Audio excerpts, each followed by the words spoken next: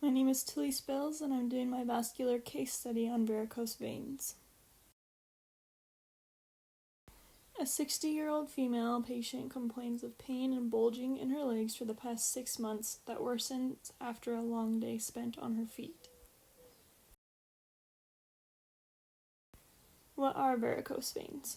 Varicose veins are tortuous, twisted, or lengthened veins. Types of varicose veins include spider, reticular, and true varicosities.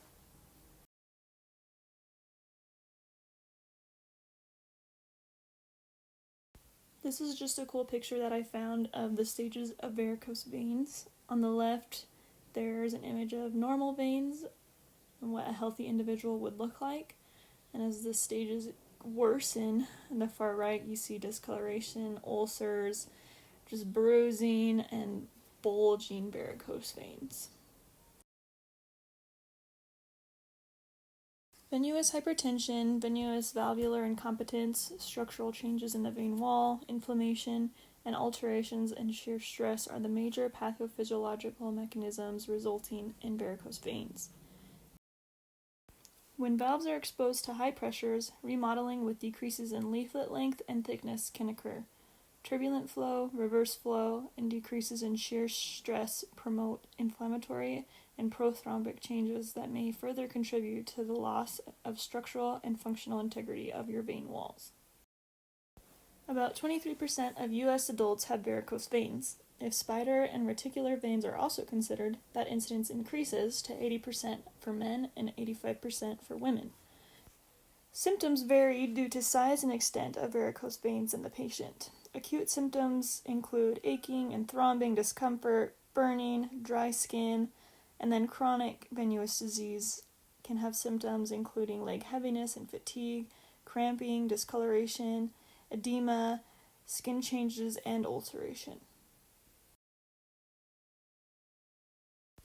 This particular reference broke the risk factors up into different categories, including hormonal, lifestyle, acquired, and inherited.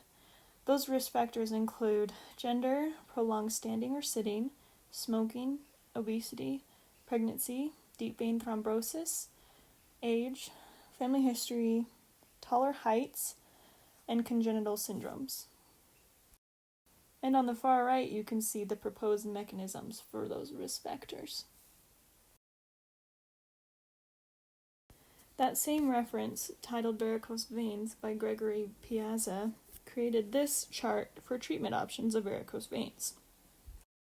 Treatment options can be lifestyle modifications such as weight loss, exercise, elevation, avoiding prolonged standing, smoking cessation.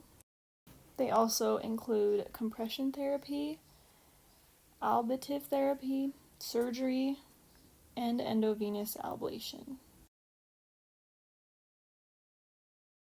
If action is not taken to eliminate the causative factors, varicose veins may thrombus or rupture and bleed, especially when large, traumatized, or located over bony prominences.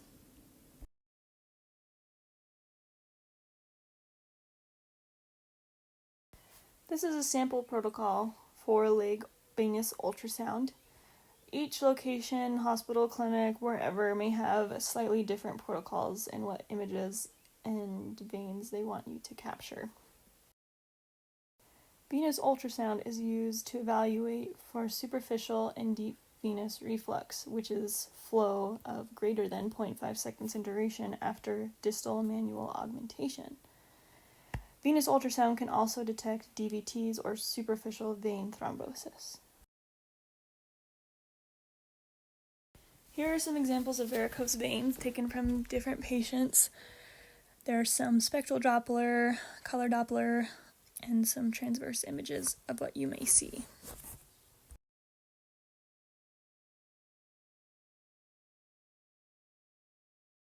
"23% of United States adults have varicose veins. They are caused by hypertension, venous valvular incompetence, structural changes to the vein wall, inflammation, and alterations in shear stress. Symptoms include aching or throbbing discomfort, bulging, ulceration, burning, pruritus, and dry irritated skin. If left untreated, varicose veins may lead to thrombus and rupture of veins.